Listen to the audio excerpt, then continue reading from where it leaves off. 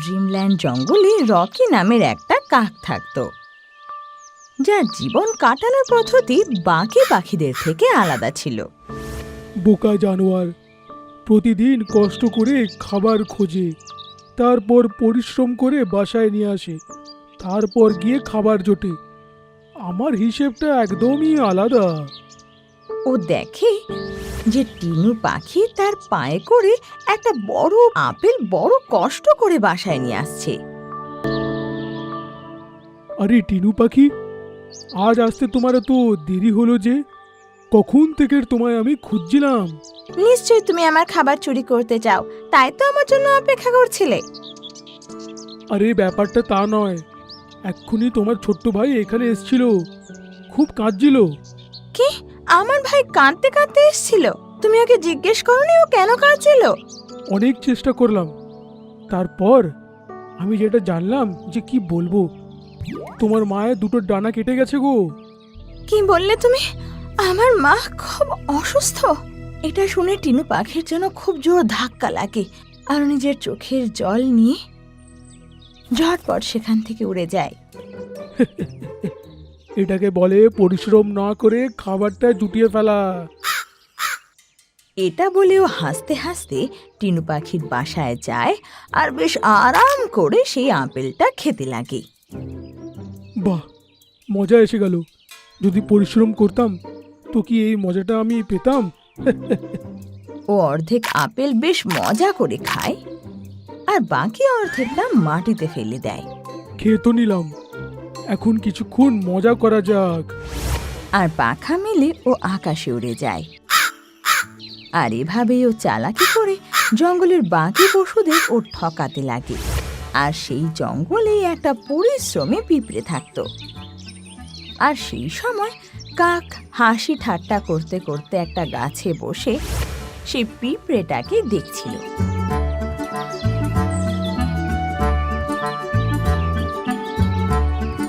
ওহ, কি ভারী এটা!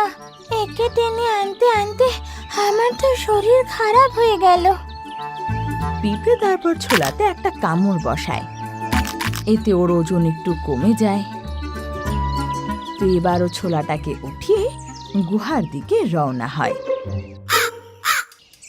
আরে পিঁপড়ে বোন, কি করছো তুমি? এটা তোমার পেট তো ভরে গেছে, তাহলে এই দানাটাকে কোথায় নিয়ে যাচ্ছ?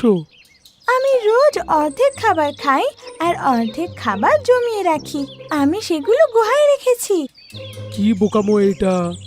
এত পরিশ্রম করে এটাকে তুমি বাড়ি নিয়ে যাচ্ছ, এটা এত পরিশ্রম করে নিয়ে যাওয়ার কোনো মানে আছে কি? হ্যাঁ হয়, কিন্তু ভবিষ্যতের জন্য একটু তো কষ্ট করতেই হয় সবাইকে। ধরো ভবিষ্যতে এমন কোনো সময় এলো যখন আমি খাবার খুঁজতে যেতে পারলাম না, তখন কাজে আসবে। বোকা বোকা ভাবনা চিন্তা। আমার তো একটাই ফান্ডা, যত ইচ্ছে খাও, বাকিটা ফেলে দাও। আর এটা বলে ওখান থেকে চলে যায়। এভাবে অনেক দিন কেটে যায়। তারপর বর্ষার সময় আসে, আর একটা এমন ঝড় আসে যাতে বড় বড় গাছও পড়ে যায়। শুধু এই গাছগুলো বড় আর শক্ত তারাই দাঁড়িয়ে। কাক তখন নিজের বাসায় আরাম করছিল। আহা, কি সুন্দর আবহাওয়া!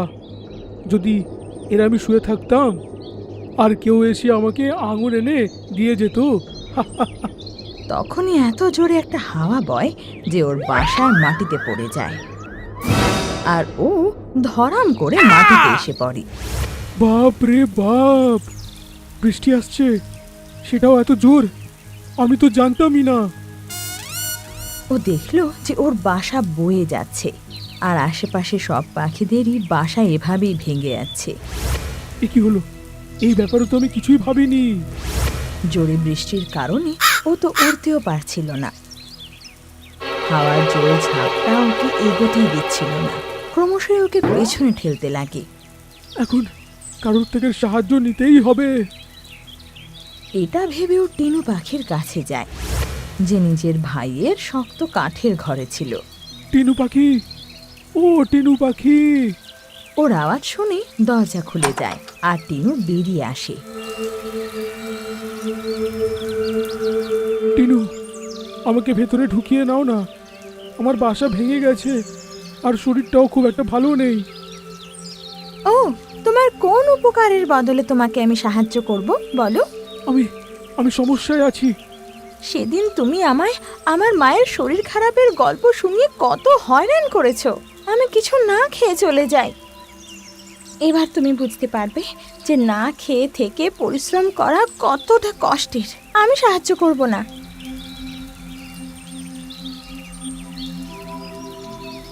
আর এটা বলে ও মুখের ওপর দরজা বন্ধ করে দেয়।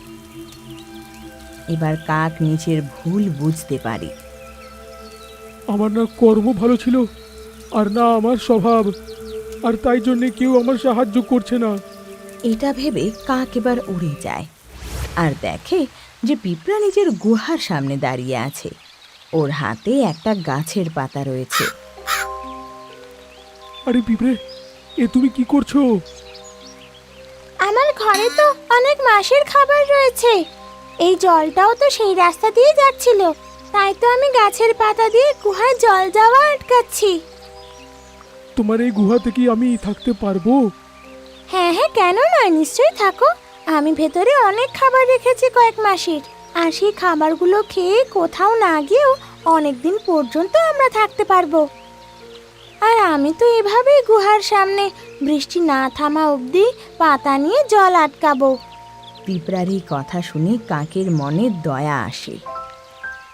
আমি তো তোমার একটা দানা ওঠাতেও কোনো সাহায্য করিনি, আর তুমি এত কষ্ট করে মাস পর মাস ধরে যে দানা নিয়েছো সেটা আমার উপরে ছেড়ে দিচ্ছ। না হলে আর কি করব কাকদাদা, আমি তো খাবার জড়ো করেই ছিলাম যাতে বিপদে কাজে আসে। এবার তুমি খাও, না হলে আমি। তোমার এই সাহস আর ভালো মানসিকতা দেখে আমার উপরে পরিশ্রম করার শক্তি জেগে উঠেছে। দেখো কি করি আমি। এবার কাকটা ওখান থেকে উড়ে যায় আর মুখে করে একটা পাথর নিয়ে আসে। তারপর সেটাকে পিঁপড়ের সামনে রেখে আবার উড়ে যায়। আর এইভাবেই ও দ্বিতীয় পাথরও এনে পিঁপড়ের সামনে রেখে দেয়। ধীরে ধীরে এভাবে 1 ঘন্টা কেটে যায়।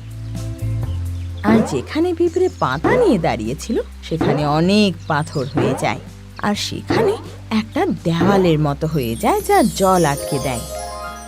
আরে বাহ কাকদাদা, তুমি তো বেশ বড় দেওয়াল বানালে। এবার তো এই জল কখনো ভেতরে আসতে পারবে না। এটা শুনে কাক খুব খুশি হয় আর দুজনে গুহার ভেতর চলে যায় আর মিলিয়ে মিশে খেতে লাগে। খুব ভালো লাগছে। যদি পরিশ্রম না করে খেতাম তাহলে এই খাবার কোনো মজাটাই পেতাম না আমি। আর এইভাবে কাক শিক্ষা পেল যে পরিশ্রম করা উচিত আর অপরের সাহায্য সব সময় করা উচিত, যাতে বিপদের সময় আমরা কখনো একলা না থেকে যাই।